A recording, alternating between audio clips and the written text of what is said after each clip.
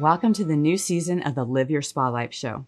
The SPA in Spa Life stands for Seek Power Always, that divine power within you to do what you're here to do. The theme for this season is intentional living. Amazing people like you share ways to live by design and with purpose to ensure that this short ride of life occurs with choice, physically, financially, spiritually, and in your relationships to create a world-class life. In these times of uncertainty, it's time for you to move past the distractions and start trusting yourself more through your God-giving knowingness. No one truly knows better what's best for you than you. In this season, you'll have plenty of examples of people choosing their best life and creating a positive impact through intentional living. Thank you for sharing your precious time with us and being part of the Live Your Spa Life conversation.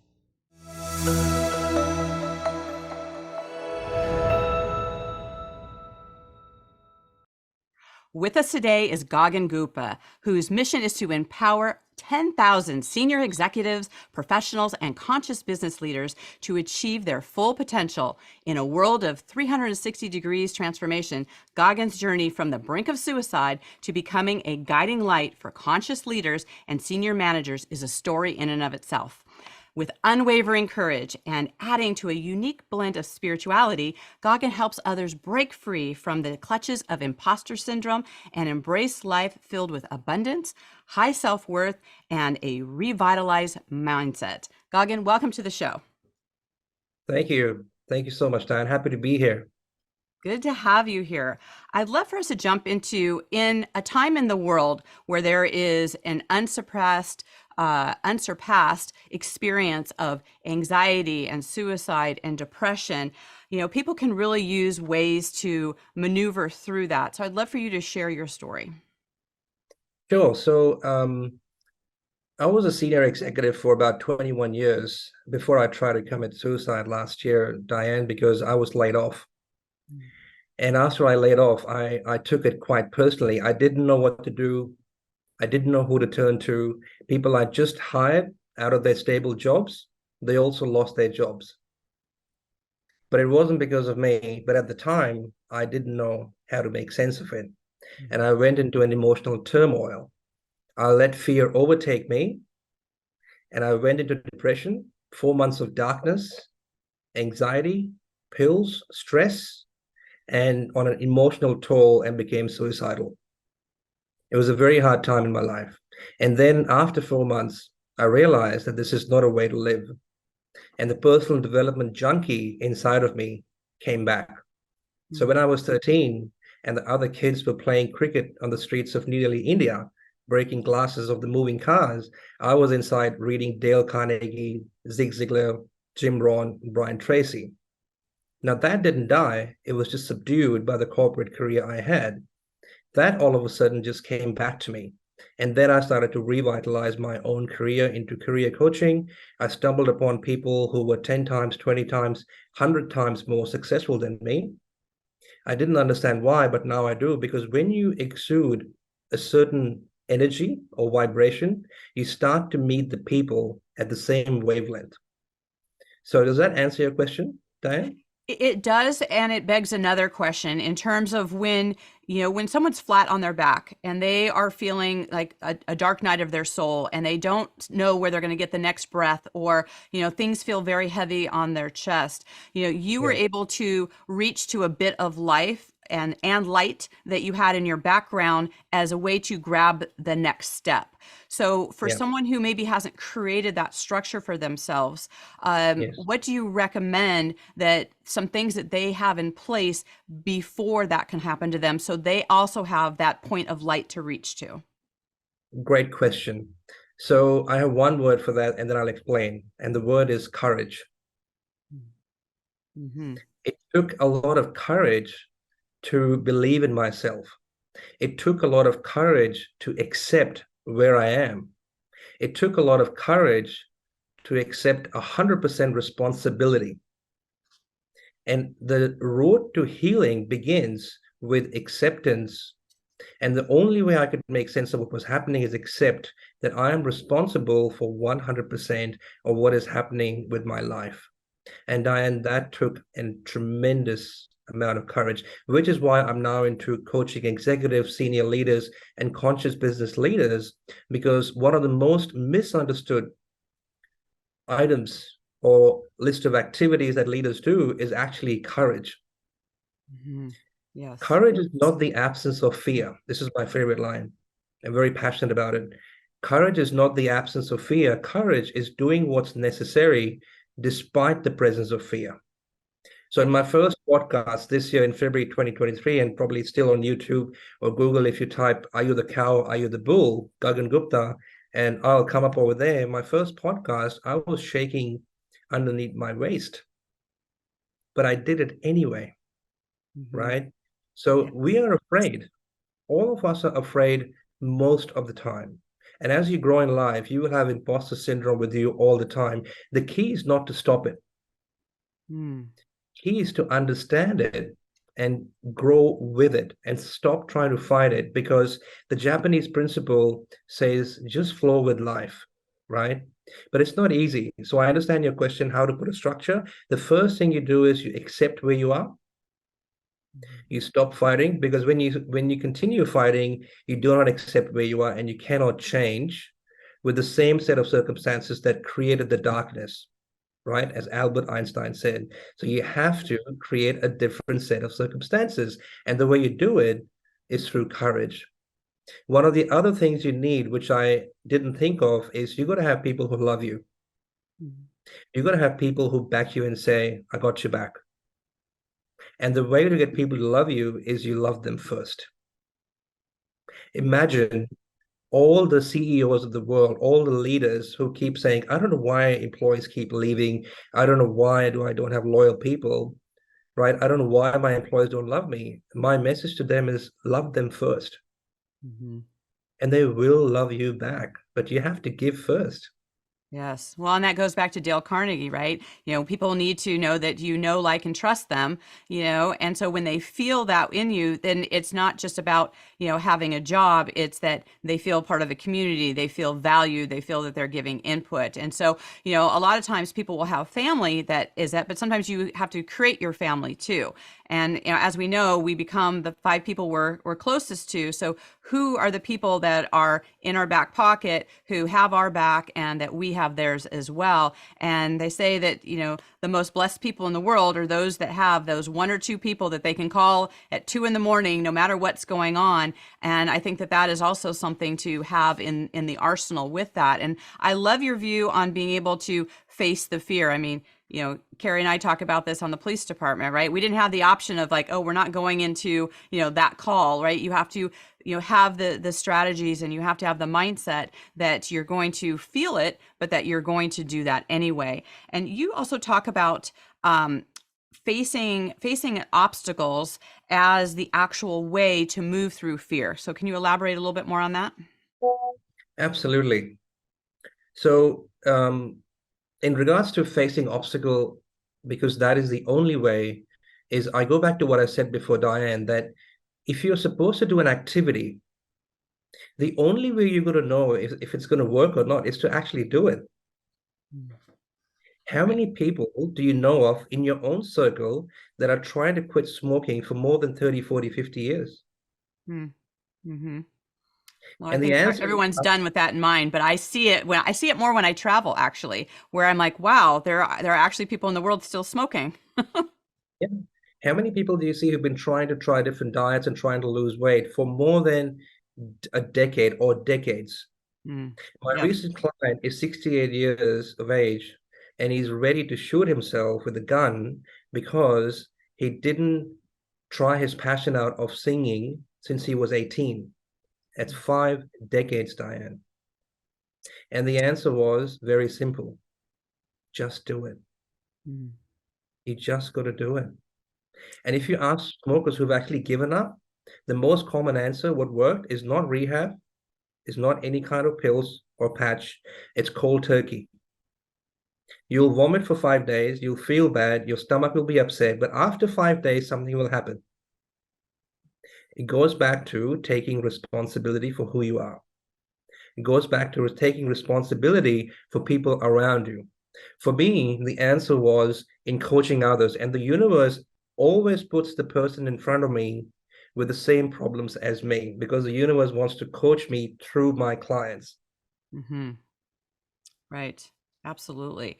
Well, and as you talked about, when you were going through that challenging period, um, talk about a little bit more about that journey and what that looked like as far as that journey of self-discovery. Because a lot of times we talk about when we're out of alignment or we're feeling disempowered and things aren't working. But what are some more of those steps that people can like move into to actually get on the other side of that? Great question. And my coaching journey actually began with 9 months of no income. And I'm very happy to share that because I was totally misaligned with what I was doing. But here's a shortcut for your viewers and the audience. It's actually very simple. It goes back to, again, the Japanese principle of if you do what you love, if you do what you can be paid for, if you do what the world needs, and if you do what are the biggest pain points according to you, and you combine them, that's the sweet spot. So here's the structure. You write down top 5 things in your life that are most important to you. For me, it's my spirituality. It took me 9 months to realize, Diane, so it's not easy. It takes a bit of time. Spirituality, family and friends, making a difference to other people's life, health, and then wealth. Mm-hmm. Before, I was only going after money. So when I told the universe I need money, I was basically saying I have scarcity in my life. And those were the kind of customers I was attracting. 95% of what's happening outside of you is a reflection of what's happening inside of you. So if you're upset with someone, chances are you're upset with yourself. Circling back to the structure, if you can write down honestly what the 5 things are, most important things in your life. So for me, it's spirituality, family and friends, making a difference, health, and then wealth. Then if you have any to-do list linked to these 5 activities, it will get done, because what you've just done, Diane, is you've reordered your priorities. This is the number one reason the to-do list never gets done. Yes. Because either they're not linked, right? Or they are not linked with your top 5 most important activities. Mm-hmm. For somebody else, it could be your spouse, then kids, then your dog, then your business, then spirituality, right? So it's horses for courses. Every individual will have their own different 5 topmost things. And then what you do is you write down why they're important to you. So this is actually a written exercise. Mm-hmm. Right? Yes. I reserve this idea for my one-on-one clients, but I really want to make this available to everybody because one of my core needs is making a difference and abundance. So once you've written down your top 5 most important things and why, then you write down why it lights you up. Mm-hmm. Once you've written down why it lights you up, then you write down what will be the benefit to you if you achieved all of those 5 things. Right. Right. So we're going in sequence. I'm very happy to give you a PDF after this so that people can download or look at it on the website or Spotify or whatever. But the next step then is to write down why it lights you up, what's important, what difference will it make to you, to your family, to your employers, to your vendors, to everybody. And then what will it do to your self-esteem? Yeah. You were talking about alignment before. If you are doing everything in your life with those 5 topmost activities, my question to you is, are you in alignment or not? Absolutely. You probably are, right? And then you write down, how can you be accountable? How can you be accountable? Because you will fall off the wagon. You will behave off the wagon. So you actually write down, this is called a master goal blueprint exercise. And it's so good that every single client who's tried this exercise has come out the other end quite successful in a very short period of time, Diane. It took me 9 months to realize this. Mm-hmm. So you're spot on when you say that more than 80% of the people do not live their lives in harmony or balance. But with this structure, not only you get balance, but you get harmony, because even when you're working, you're still living your life. Mm-hmm. So the concept of work-life balance is actually a little bit flawed. The Yes. concept should be about harmony. If you're harmonious in everything you do, aligned with your top 5 things, very hard to fail, Mm-hmm. right? And then you write down how can you behave off the wagon, and then things that'll get you back. So an example is, for me, I'm very analytical. So my imposter syndrome, my old Gagan, comes back immediately. So whenever I'm growing, next step, and I become a better version, the old Gagan comes back because it's comfortable. That's a comfort zone. So for me, the way to get back is read a list of my 100 plus positive testimonials Mm-hmm. or changes that I've caused in other people. Because when I read that to my brain, that's proof that I'm doing something good in the world. Does that make sense, Diane? Yes, absolutely. And I'd love to know, how do you distinguish between like what's the difference between those like 5 values and your 3 core needs? How are they different, or are they the same? Great question. So for me, they are different, and it might require some coaching to do that. But at a high level, you just take a pen and paper and do what Brian Tracy says. Divide the paper in half. On the left-hand side, you start writing what's important to you. As I said, for me, spirituality, family and friends, making a difference, health, and then wealth. And on the right-hand side, and you can look up on the internet a list of values or core needs, like making a difference, spirituality, abundance, prosperity, health, adventure, enthusiasm, joy, peace, love. So there's plenty of places on the internet where you can find lots and lots of these. And then all you have to do is pick top 20 of those values, pick top 10, pick top 5. So it's a process of elimination. And then you pick top 3. And then you sequence them in order of 1, 2, 3. For me, my core need is abundance, to create an abundance for myself and for others. Every activity I do in my life is leading to an abundance. And as Simon Sinek says, that's my why, Diane. I live my life with my why as the core need. My what is making a difference. That's my second core need. Mm-hmm. And my third core need is spirituality. And that's my how. So how do I get into every situation? It's through my intuition and spirituality. If I feel connected, I do it. Second, is that activity making a difference to other people's life? If the answer is yes, tick, I do it. Yeah. Third thing, is that activity leading to abundance for me and others?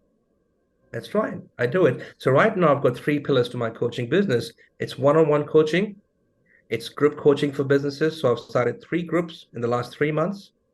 And then the third is the webinar workshop pillar of my business. All 3 activities are in sync with my core needs and Mm-hmm. tied up with my top 5 important things in my life. So I'm going to take a pause there and see if that resonates. How do you hear that, Diane? Yeah, it absolutely does. It's actually one of the tools I utilize with my clients as well, because if you don't know like what actually matters to you and like what are you passionate about and what that actually looks like, I think it's so important to do that. And I was, as you were talking about that, I know some of the distinctions that is helpful for people is that distilling process, right, of coming from that 20 down to that 3. And I find that is a helpful process to do with someone else, with a coach or somebody, because you're asking them like, if you could have one and not the other, which one would you have, right? There's a process of distilling that and also seeing how does it apply in your life. So if let's say that we both have spirituality and you get to the defining aspect of it, how you express spirituality in your life and how I do it may be different. And it's in that definition, and how it actually gets applied to our life is really what makes the difference in each of us having that unique experience of what that looks like. So I think it's really important, that additional writing aspect of it, to put down what that looks like. And I think also, like I will say, one of the best and most important business tools is your calendar, because your calendar is a reflection of your life. And a lot of people, when they look at their calendar, they say what they have to do versus what they get to do. So if you say that, spirituality and your family are, important to you, is it on your calendar, and what does that activity look like? So we do have clues and ways to look at our life in a way that it gets reflected, that is actually, so we are in alignment with that. So when you make those choices and you actually get to see that's what that looks like, when you take the next step, and let's say you're making goals or priorities in your life, how are you distinguishing between moving forward that's in alignment with your goals and values and other things that come in as potentially distractions? Great question. So first of all, I want to circle back to the question you asked about indirectly about how do you get from 20 to 3? And a shortcut or a hack is you ask yourself a question. So let's say you're deciding between two core values or core needs. Let's say it's between spirituality and making a difference. The hack is to ask yourself, are you more spiritual because you're making a difference? Or because you're making a difference, you're spiritual?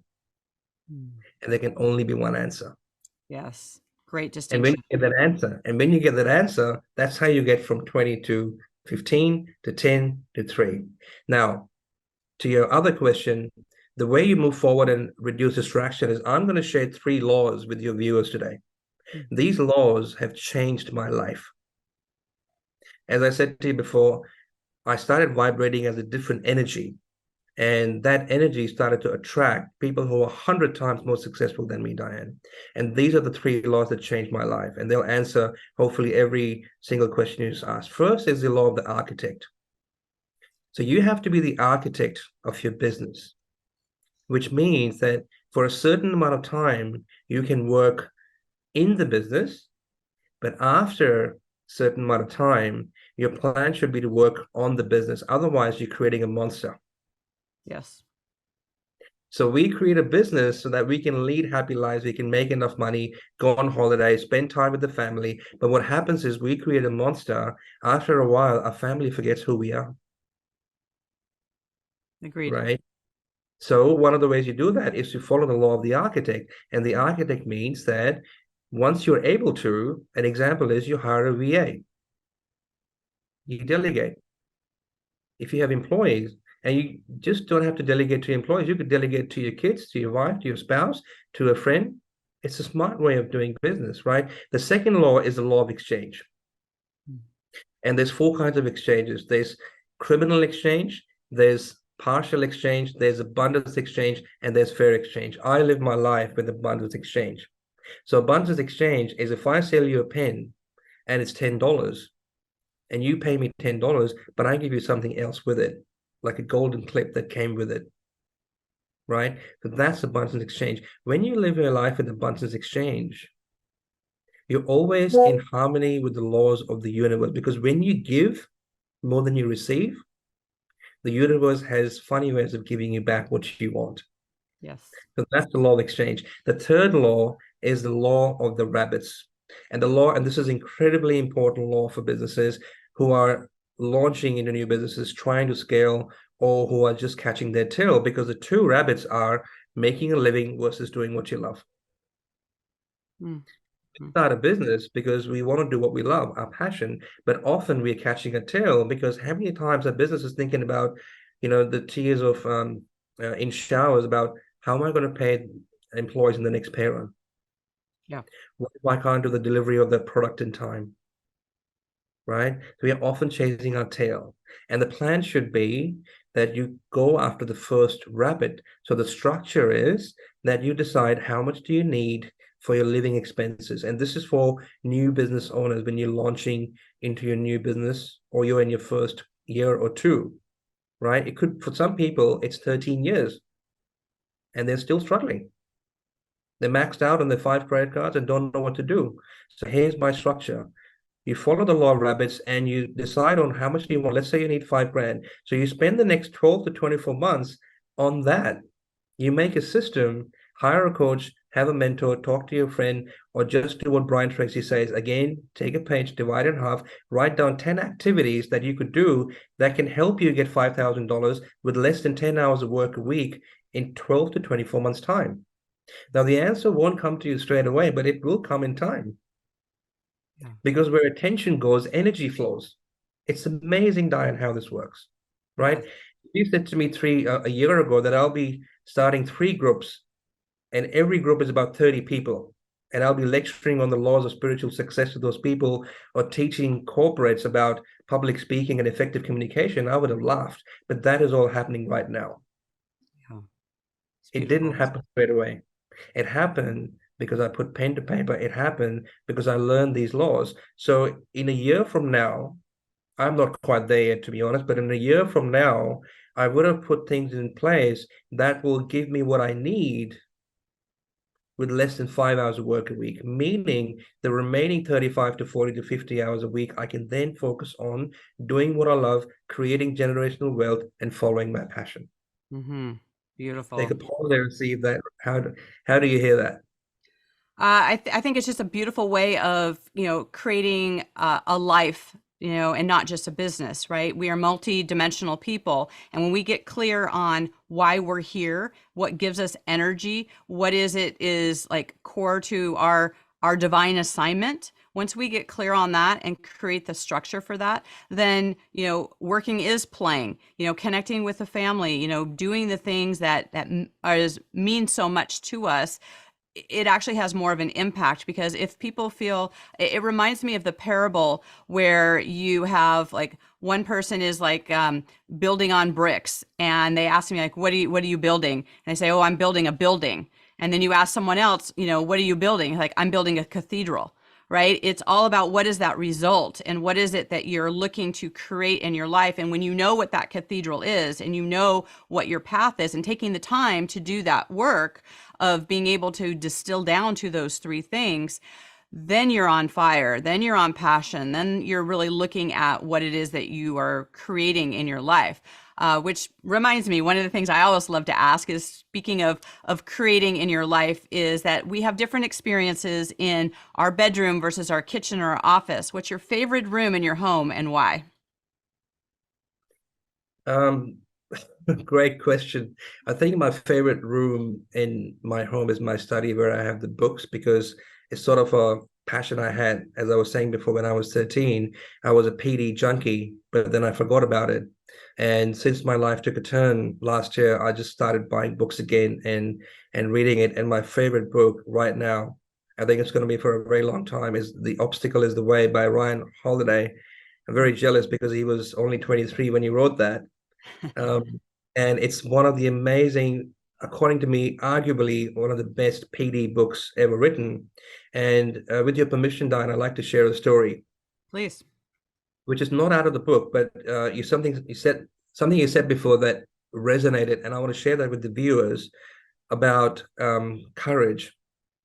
And I'll do that by saying there were two kids in a village, two brothers. One was 18, one was 9, and they were playing. And while playing, they got about 10 kilometers away from the village. And they came across an old well. Now, because both are kids and they're playing and they're brothers, they got inquisitive. The taller brother was trying to look into the well and he fell. The younger brother, who's just 9, he didn't know what to do. So there was a lot of crying and yelling for 2 hours, but the village was 10 kilometers away. After that, he found a rope. So he realized if he threw the rope inside the well, there's a chance the brother can come out. But then the brother is taller, stronger, bigger. So what do you do? Anyways, 5 hours later, after sweat and blood, the big brother was out. They walked back to the village. Everybody was worried. And they told them what happened. And everybody was in awe. And everybody said, how the hell did you manage to pull the bigger brother out? No one knew the answer. There was a guy over there who was the most eldest person, and he said, because no one was there around the little guy to tell him it can't be done. Beautiful. And this is such a powerful story. We surround ourselves with a reality that it can't be done. An example is one of the most feared topics in the world is public speaking. And fear itself requires imagination. So what we do is we go into the future, we imagine people throwing tomatoes at us, we bring that reality into our current reality, and we make it our reality right now. So as a person, our reality changes, therefore our personality changes. But if you don't have people around you telling you it can't be done, or you separate yourself from those people or activities or distraction, and you keep telling yourself it can be done, you'll be amazed at the results. So good. I love it. We could go on talking about this for hours, as I can tell. And I know that our listeners are going to want to stay in contact with you. How can they best do that? So it's through two mediums, through my website. It's fasttrackyourcareer.com.au. And if they go on the website, then there'll be a link to my LinkedIn, and they can connect me with LinkedIn or send me a message. And they can also download a checklist I have on my website that might help them in their journey. Perfect. Sounds great. Well, as you know, our theme for this season is intentional living. In what way are you living an intentional life today? Great question. So I have to go back to two things, is courage and having the discipline to stay in the present. Because when you stay in the present, you have an amazing sense of calm, Diane. It's a very hard thing to do, but if you stay in the present, I'll be bold enough to say 80% of our problems will go away, because we either live in the past of the things we should have done, but we all know we can't change it, or we live in the future and think about, what if I don't get this client? What if this product doesn't sell? What if this marketing doesn't work? Right? There's so many what ifs. But if you can learn to live in the present and have the courage to just have a go, all the gurus in the world, and we go back to the Stoics of 1800s, they all might disagree on things, but they agree on this one thing alone. Have a go, have the courage, and you will see amazing results will happen. Beautiful. Wonderful. Thank you so much, Gagan, for being here with us and sharing your insights and your journey. My pleasure. Thank you for having me, Diane. You got it. And to our listeners out there, wherever you may be, and I know for entrepreneurs, it could change day to day. You could be, flat on your back, just looking for that light, or you may be going, wow, how is it that I can just figure out the three things for myself and, have a plan where, what are those two rabbits for me? What do I actually need to have? And am I building a business that lasts? There's so many questions that can come up in the entrepreneurial journey. So if you have any of those and either myself or Gagan can support you, please reach out to us and we'd be happy to do that. And until we connect again, live your spa life. Bye for now. Bye-bye.